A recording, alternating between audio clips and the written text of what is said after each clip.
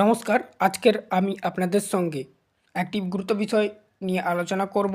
যারা নতুন যে আমাদের রাজ্য সরকারের প্রকল্প বের হয়েছে, অর্থাৎ পশ্চিমবঙ্গ সরকারের তরফ থেকে যুবসাথী প্রকল্প। এই যুবসাথী প্রকল্পে কিভাবে আপনারা ফর্মটা ফিল আপ করবেন সেই সম্পর্কে আলোচনা করব। দেখতেই পাচ্ছেন গভর্নমেন্ট অফ ওয়েস্ট বেঙ্গল লেখা রয়েছে, অর্থাৎ পশ্চিমবঙ্গ সরকার। মানে এখানে দেখুন লেখা রয়েছে যে বাংলার যুবসাথী স্কিম, বাংলার যুবসাথী প্রকল্প, ওটাকে বাংলায় লেখা রয়েছে। অ্যাপ্লিকেশান ফর্ম দেখতেই পাচ্ছেন লেখা রয়েছে। এখানে দেখুন বলা রয়েছে to be filled in English capital letter only. সব সাইডে সাইডে বাংলাতে লেখা রয়েছে। যারা বাংলা পড়তে পারেন বা যারা ইংরাজি পড়তে পারেন, আপনারা আপনাদের সুবিধা মতন পড়বেন। বলা রয়েছে ইংরেজি বড় হাতের অক্ষরে পূরণ করুন। মানে এই যে ফর্মটা, পুরো ফর্মটাকে আপনাদের ইংরাজির বড় হাতে সমস্ত কিছু লিখতে হবে, যেখানে যেখানে লেটারে লেখার, আর যেখানে যেখানে সংখ্যায় লেখার সেগুলো ইংরাজি সংখ্যায় লিখতে হবে, 1 2 3 যে সংখ্যা। Please tick appropriate box where ever application, প্রযোজ্য ক্ষেত্রে টিক চিহ্ন দিন। দেখুন প্রথমেই এখানে বলা রয়েছে যেখানে যেখানে টিক চিহ্ন দিতে আর সেখানে দেওয়ার দিতে হবে প্রয়োজন যেগুলোতে। তো এটাও বলা রয়েছে এখানে। দেখুন প্রথমেই এটা হচ্ছে ডান সাইড আর এটা হচ্ছে বাম সাইড। এটা ডান সাইড বলে দিলাম। ডান সাইডে দেখুন এখানে বলা রয়েছে যে এখানে 1 copy colour passport size photo আপনাকে দিতে হবে। আপনি ফটো তুলে নিয়ে যাবেন সাইবার ক্যাফ থেকে, অর্থাৎ যে কোনো জেরক্সের দোকান থেকে, যারা ফটো তুলে আর কি। তারপরে দেখুন অ্যাপ্লিকেশান ফর্ম অফ বাংলার যুবসাথী স্কিম, বাংলা যুবসাথী প্রকল্পের আবেদনপত্র লেখা রয়েছে এটাই। দুয়ারে সরকার রেজিস্ট্রেশন নাম্বার, আপনার বাড়ির দুয়ারে সরকার যে রেজিস্ট্রেশন, সেই দুয়ারে সরকার রেজিস্ট্রেশনের নাম্বারটা লাগবে। আপনার বাড়ির কাছে যে দুয়ারে সরকার হয়েছিল বা হচ্ছে, সেখান থেকে আপনি হয়তো ফর্মটা নিচ্ছেন, সেই রেজিস্ট্রেশন নাম্বারটা এখানে আপনাকে ফিল আপ করতে হবে। যা লেখা রয়েছে, যদি 1A 2B এরকম কোনো সংখ্যা থাকে লিখবেন সবগুলোই বড় হাতের। মানে এটাও লিখলে বড় হাতের, বিটাও লিখলে বড় হাতের, 1টা লিখলে ইংরাজিতে, 2টা লিখলে ইংরাজিতে, এরকমই 2 লিখবেন। ঠিক আছে। আধার নাম্বার, আপনার যে নিজের আধার নাম্বার এইখানটায় ফিল আপ করবেন। 9694 3 এরকম আপনার যে আধার নাম্বার আছে, সেই আধার নাম্বারটা ইংরাজিতে লিখবেন। তারপরে প্রত্যেকটা ঘরে একটা করে সংখ্যা হবে, প্রত্যেকটা ঘরে একটা করে সংখ্যা। 9টা ধরুন এই ঘরে লিখলেন, দ্বিতীয় ঘরে 6 লিখলেন, 7টা এরকম তারপরের ঘরে লিখলেন, এরকম লিখবেন। তারপরে দেখুন বেনিফিশিয়ারি নেম, এখানে বেনিফিশিয়ারি নেম মানে কি, উপভোক্তার নাম। As in MP or equivalent exam বলা রয়েছে, মানে কি মাধ্যমিক বা সমমানের পরীক্ষা অনুযায়ী। মিনিমাম এখানে আপনার যোগ্যতাটা মাধ্যমিক লাগছে। আপনি যদি 9 পাস করে থাকেন এই প্রকল্পের জন্য যোগ্য নয় আপনি, ঠিক আছে, আপনার হবে না। আপনাকে মিনিমাম মাধ্যমিক পাস করে থাকতে হবে, এই জন্য বলা রয়েছে বেনিফিশিয়ারি নেম।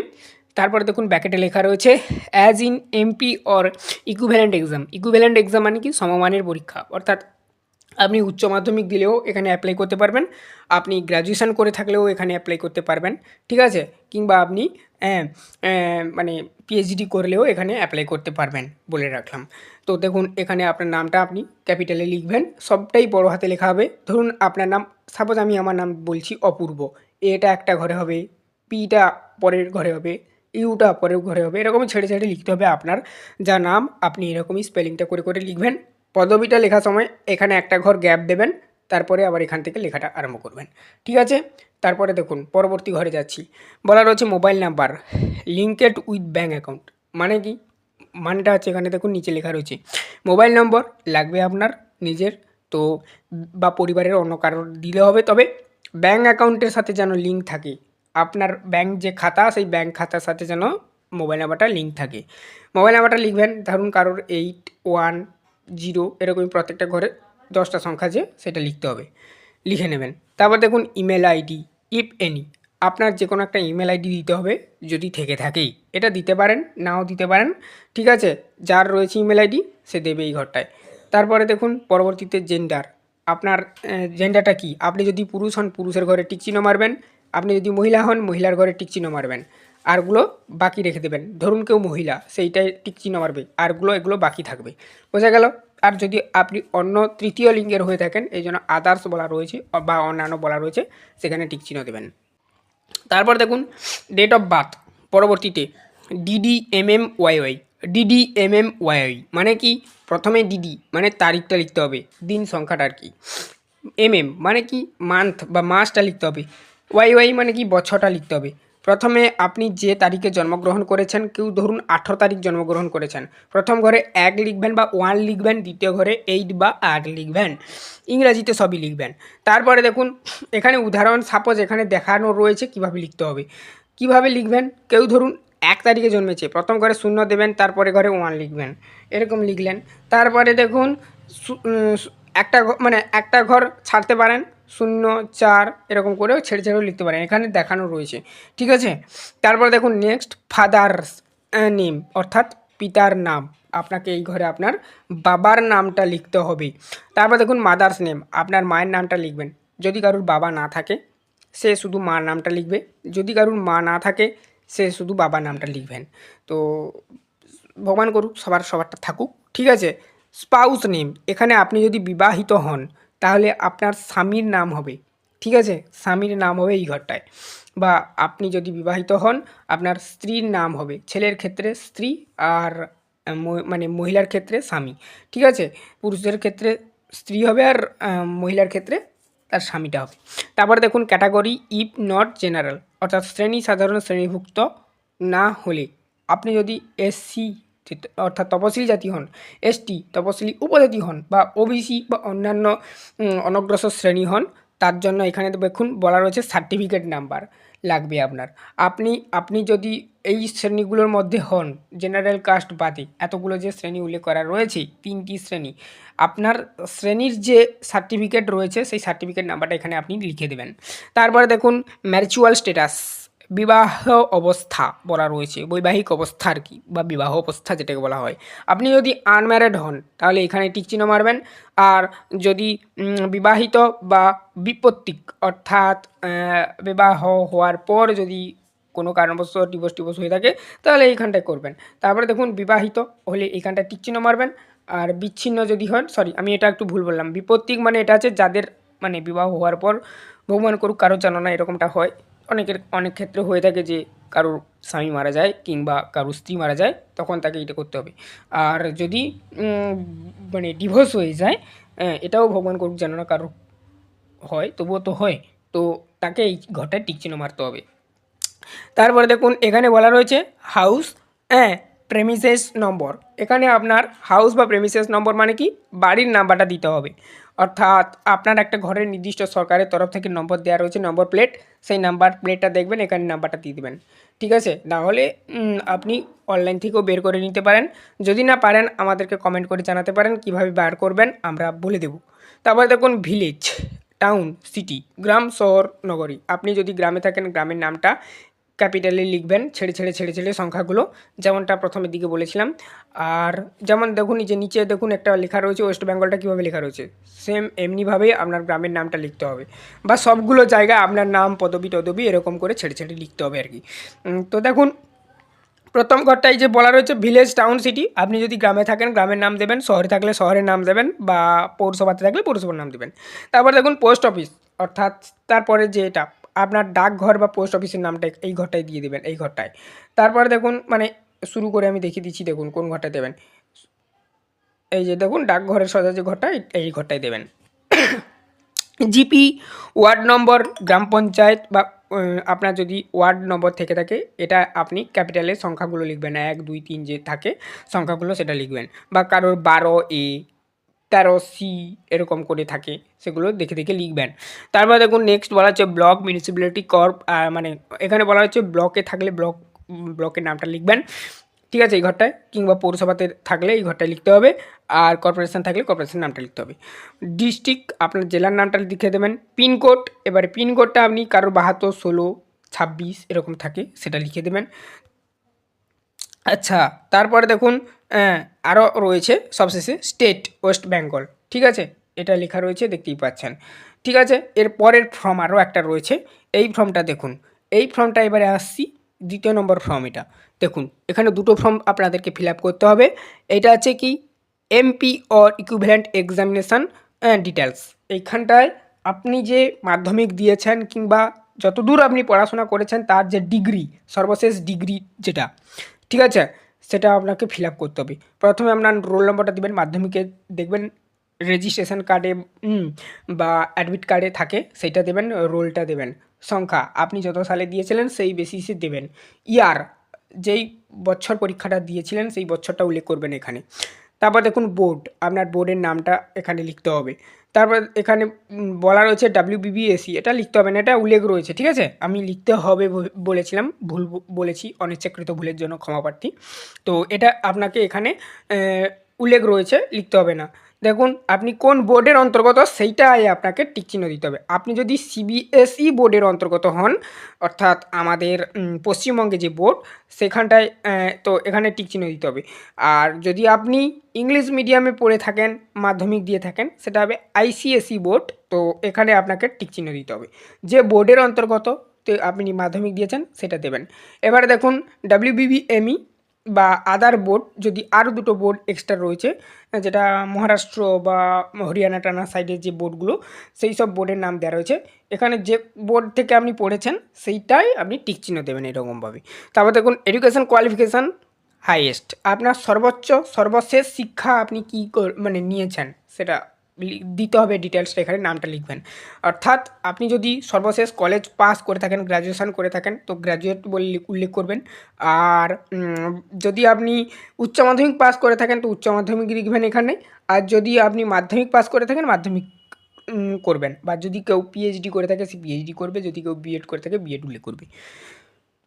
তারপরে দেখুন বলা রয়েছে প্রেজেন্ট মানে অকুপেশান, বর্তমান পেশা। আপনার বর্তমান পেশা কী, আপনি কি কোনো জীবিকায় যুক্ত আছেন, অর্থাৎ কোনো ব্যবসা করছেন, যদি ব্যবসাটা উল্লেখ করবেন। হ্যাঁ, আশা করি কেউ উল্লেখ করবেন না, এই ঘরটা ফাঁকা রাখবে, কেননা যেহেতু আপনি বেকার সেই হিসাবে আপনি ফর্মটা ফিল আপ করছেন, ঠিক আছে। আপনি যেহেতু কোনো কিছু কাজ পাননি, তো যদি কিছু করে থাকেন সেটা এখানে উল্লেখ করে দেবেন। তারপরে দেখুন বলা রয়েছে ব্যাঙ্ক অ্যাকাউন্ট ডিটেলস আধার লিঙ্কিট, অর্থাৎ বলা রয়েছে যে আপনি যে ব্যাঙ্ক অ্যাকাউন্টের ডিটেলসটা দেবেন সেটা যেন আপনার আধারের সাথে লিঙ্ক করা থাকে, এই জন্য আধার লিঙ্কেড বলা রয়েছে। এখানে দেখুন বলা রয়েছে ব্যাঙ্ক অ্যাকাউন্ট আধার কার্ডের সাথে সংযুক্ত, এই জন্য বাংলাতে লেখা রয়েছে।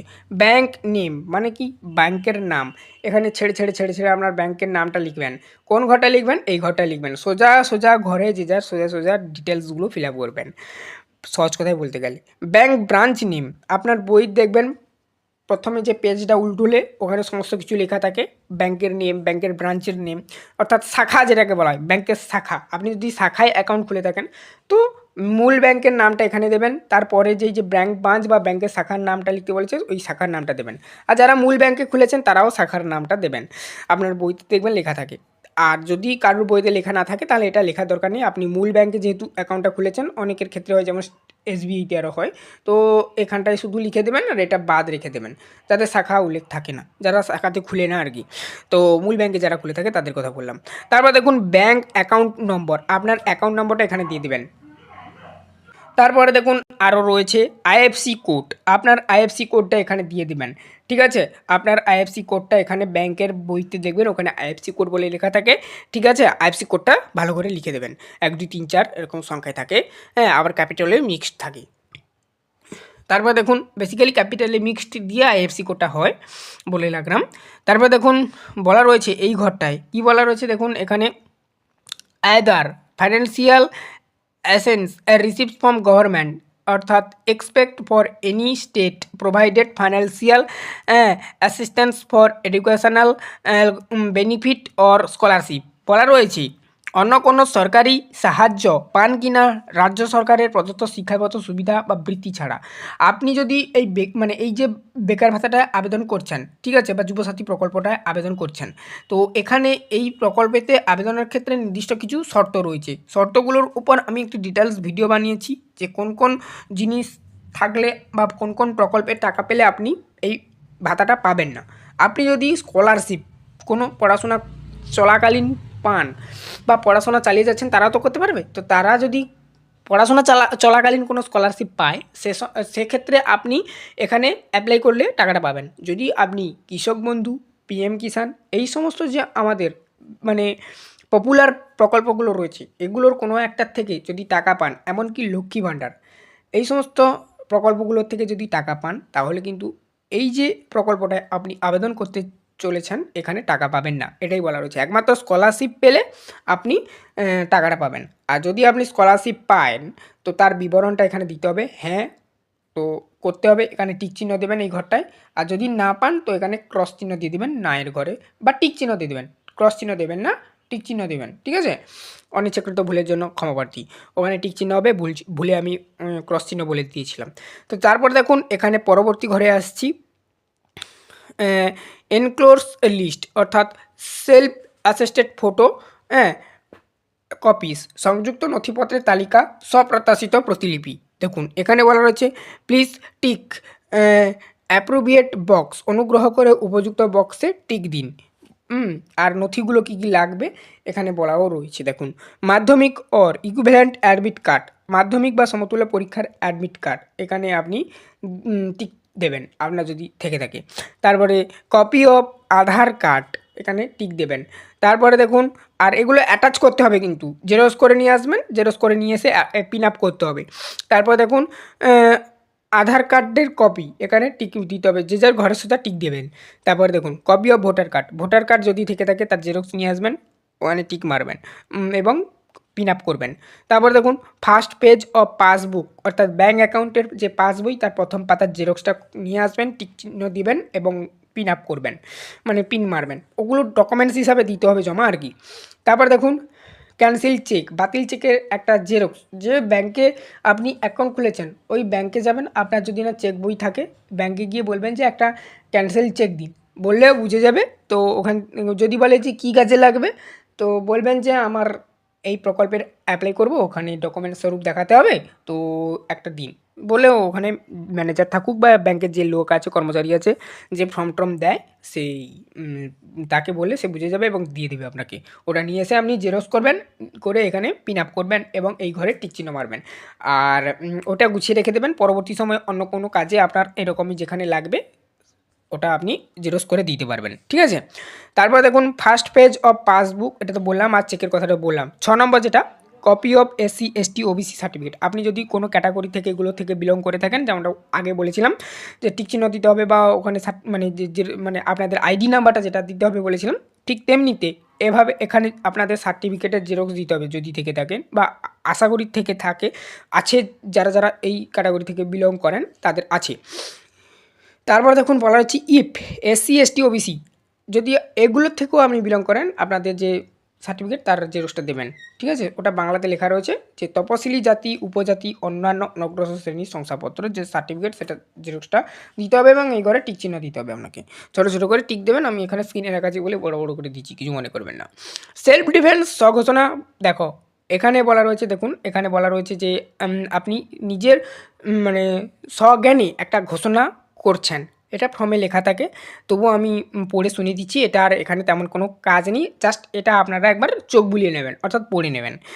আই হ্যাড ডিক্লেয়ার দ্যাট, আমি এত দ্বারা ঘোষণা করছি যে 1 number I am a permanent resident of West Bengal, আমি পশ্চিমবঙ্গের স্থায়ী বাসিন্দা। 2 নম্বর বলা রয়েছে দেখুন এখানে আই অ্যাম অ্যানাউন্সমেন্ট যে personal till date and I am not receiving any assistance under any social security scheme or any allowance of government of West Bengal, ঠিক আছে, except for any state provided financial assessment for educational benefit or scholarship if get any employment within this period. I will further inform to the authority. এখানে একটু বোঝার রয়েছে, এখানে বলা রয়েছে আমি অদ্যাবধি একজন বেকার, মানে কি আমি এখনও অবধি একজন বেকার, আমি কোনো চাকরি পাইনি বা কোনো কাজের সাথে যুক্ত হইনি আর কি, এবং আমি পশ্চিমবঙ্গ সরকারের কোনো সামাজিক নিরাপত্তা প্রকল্প বা কোনো ভাতার আওতার সাহায্য পাচ্ছি না, শুধুমাত্র স্কলারশিপ। স্যার আমি বারবার বলেছি যে অন্য কোনো প্রকল্পের টাকা পেয়ে থাকেন যদি আপনি, তাহলে আপনি এই প্রকল্পটার অ্যাপ্লাই করলেও কোনো কাজের কাজ হবে না, আপনি টাকা পাবেন না, কেননা ওখানে সরকারের কাছে সমস্ত নথি আছে আপনার, আপনি কোন প্রকল্পের টাকা পান না পান সরকারের কাছে নথি আছে, সেগুলো ভেরিফাই হবে। তখন আপনি ফর্মটা দিলেও কেউ যদি লুকিচুরি করেও যদি ফর্ম জমা দেয়, মানে সে জানে যে অন্য প্রকল্পের টাকা পায়, কৃষক বন্ধু বলুন PM কিষাণ বলুন, তবুও সে ফর্মটা ফিল আপ করে এই ফর্মটা ফিল আপ করে দিচ্ছে, কিন্তু ওখানে কিন্তু আপনি ক্যান্সেল হবেন ওখানে ভেরিফাই হওয়ার সময়, কারণ আপনার নথি ওখানে আছে। তো যারা যারা পায় তারা পাবে না কিন্তু, এটাই এখানে বলা রয়েছে যে পাচ্ছি না রাজ্য সরকার প্রদত্ত শিক্ষাগত সুবিধা বা বৃত্তি ছাড়া। একমাত্র যারা স্কলারশিপ পায় তারা হচ্ছে এই টাকাটা পাওয়ার যোগ্য। স্কুলে যারা স্কলারশিপ পায়, স্কুল স্কলারশিপ বা এডুকেশন স্কলারশিপ, ঠিক আছে, অন্য কোনো প্রকল্প টাকা পেলে পাবে না। যেমন স্বামী বিবেকানন্দ স্কলারশিপ যারা পায় তারা পাবে এই টাকাটা, বা কন্যাশ্রী যারা পায় তারাও পাবে এই টাকাটা। লক্ষ্মী ভাণ্ডার পেলে কিন্তু পাবে না, এরকমটা আর কি। বা কৃষক বন্ধু পেলেও পাবে না, বা পিএম কিষাণ পেলেও পাবে না। যদি এই সময়ের মধ্যে মানে আমি কোনো কর্মসংস্থান পাই তবে আমি অবিলম্বে কর্তৃপক্ষকে জানাবো। মানে আপনি যদি এই প্রকল্পটা পাওয়াকালীন, টাকাটা পাওয়াকালীন আর কি কোনো চাকরি পান, সেটা আপনাকে জানাতে হবে বা সরকার আপনি জেনে যাবে, ঠিক আছে। কেননা পুলিশ ভেরিফিকেশান বলুন, এসে বলুন, যারা সরকারি পদে চাকরি পায়, তো সেখানে তো অটোমেটিকলি সরকার জেনে যায় যে অমুক ব্যক্তিটা গভর্নমেন্ট কাজ পেয়েছে। তারপর দেখুন বলা রয়েছে all the information and documents submitted by me are corrected to the best of my knowledge. In case any of the information অথবা document is found to be false, penal action shall be taken against me and the benefit will be terminated. এখানে এই কথাটার মানে কি বলা রয়েছে দেখুন, আমার দ্বারা জমাকৃত সমস্ত তথ্য এবং নথিপত্র আমার জ্ঞান ও বিশ্বাস অনুযায়ী সত্য। যদি কোনো তথ্য বা যদি কোনো নথি মিথ্যা বলে প্রমাণিত হয় তবে আমার বিরুদ্ধে আইনানুগ ব্যবস্থা নেওয়া হবে, অর্থাৎ সরকার নিতে পারবে আপনার বিরুদ্ধে আইনানুগ ব্যবস্থা, ঠিক আছে। এবং সুবিধাটি প্রত্যাহার করা হবে, অর্থাৎ সরকার আপনাকে আর এই প্রকল্পের টাকাটা দেবে না। এখানে স্পষ্টভাবে বলা রয়েছে, এটা আপনারা পড়ে নেবেন, পড়েই ফর্মটা ফিল আপ করে জমা দেবেন। ফর্ম ফিল আপ করার পর পড়লে তখন ভাবনা চিন্তা করবেন জমা দেবেন কি দেবেন না। যদি আপনি প্রকল্পের টাকা পেয়ে থাকেন, দিলেও কিন্তু কোনো লাভ হবে না, অর্থাৎ প্রকল্পের টাকা বলতে সরকারি কোনো প্রকল্প আর কি, একমাত্র স্কলারশিপ বাদে, ঠিক আছে। মনে রাখবেন, এটা বলে দিলাম, এভাবেই আপনারা ফিল আপ করবেন। এখানে ডেট দেবেন, যবে ফর্মটা ফিল আপ করছেন ওই দিনকার ডেট হবে, আর এখানে আপনার সিগনেচার হবে, আবেদনকারী স্বাক্ষর বলা রয়েছে। আপনি এটা ইংলিশে লিখতে পারেন, যেহেতু ফর্মটা সমস্তটা ইংলিশেই ফিল আপ করবেন। তারপরে দেখুন, আর বাংলাতে ফিল আপ করলে বাংলাতেই সমস্ত কিছু অক্ষরগুলো ছেড়ে ছেড়ে লিখবেন, আর সংখ্যাগুলো বাংলাতে লিখবেন, ছেড়ে ছেড়ে লিখবেন প্রত্যেকটা ঘরে। আর এখানে বাংলাতে সিগনেচারটা করবেন, এটাই যা ফারাক। আর ওখানে কিন্তু ক্যাপিটালে সবটা লিখতে বলা হয়েছে, মানে কি ইংলিশে ফিল আপ করতে বলা হয়েছে ফর্মটা, ঠিক আছে। তারপরে দেখুন বলা রয়েছে দুয়ারে সরকার রেজিস্ট্রেশন নাম্বার। এখানে যেদিনকার ক্যাম্পটা হচ্ছে ওর একটা রেজিস্ট্রেশন নাম্বার থাকবে, তো ওখানে ওখান থেকে রেজিস্ট্রেশন নাম্বারটা সংগ্রহ করবেন, ওখান থেকে নিয়ে আপনি এখানে রেজিস্ট্রেশন নাম্বারটা দেবেন। অ্যাকনোলেজমেন্ট বলা রয়েছে, এইটা আছে জাস্ট একটু লেখা রয়েছে টু বি দ্য মানে to be performed and handed over to beneficiary. এইটা আপনাকে কেটে দেওয়া হবে বলে এইটা অ্যাকনোলেজমেন্ট হিসাবে দেখানো হয়েছে। এইটা রিসিভ হবে আপনার, মানে আপনি যে জমা করছেন এখান থেকে ওনারা স্কেল বসিয়ে এখান থেকে কেটে আপনাকে দিয়ে দিবে, ঠিক আছে। তারপরে দেখুন এখানে বলা রয়েছে আপনার নাম হবে এখানে। এখানে এই ঘরটা আর একটু বড় হবে হয়তো পরবর্তী সময়ে। এই ফর্মটা এখন এই মুহূর্তে আমাদের কাছে এসছে, সন ডটার ওয়াইফ। তারপর দেখুন এখানে বলা হচ্ছে হ্যাভ সাবমিটেড বাংলার যুব সাথী, মানে আপনার এখানে গার্ডিয়ানের নামটা হবে, আর সম্পর্কে আপনি উনার কে হন, ধরুন আপনার বাবার নাম দিলেন, সম্পর্কে আপনি কে হন এখানে এটা উল্লেখ করতে হবে, বা টিক চিহ্ন দিতে হবে। টিক চিহ্ন দেওয়ার পর আপনার নামটা হবে আর কি। যদি আপনি মানে মহিলা হন তো মেয়ে হবে ডটার, বা ছেলে হলে সন, এরকমই আর কি। আর স্ত্রী হলে ওয়াইফ হবে, আর আপনার নামটা হবে এখানে যেটা হবে না, আপনাকে সেই ঘরটায় টিক চিহ্ন দিতে হবে এবং আপনার নামটা হবে এখানে, আর এখানে আপনার বাবার নাম বা মার নাম হবে, ঠিক আছে। তারপরে দেখুন অ্যাপ্লিকেশান ডেট, যবে অ্যাপ্লিকেশান করছেন ফিল আপ সেই ডেটটা হবে। মাই মোবাইল নাম্বার, যে মোবাইল নাম্বারটা ওখানে দেবেন, শুরুতে বলা রয়েছে যে যেন আধার কার্ডের সাথে লিঙ্ক থাকে, তো সেই মোবাইল নাম্বারটা আরেকবার এখানে দেবেন, আধার নাম্বারটা আপনার দেবেন। এই ছিল টোটাল ফর্মটা, এভাবেই ফিল আপ করতে হবে। তো চ্যানেলে নতুন থাকলে সাবস্ক্রাইব করে রাখুন অপূর্ব মানা গভর্নমেন্ট আপডেট ইউটিউব চ্যানেলকে, সমস্ত প্রকার গভর্নমেন্ট আপডেট পেতে এই চ্যানেলে।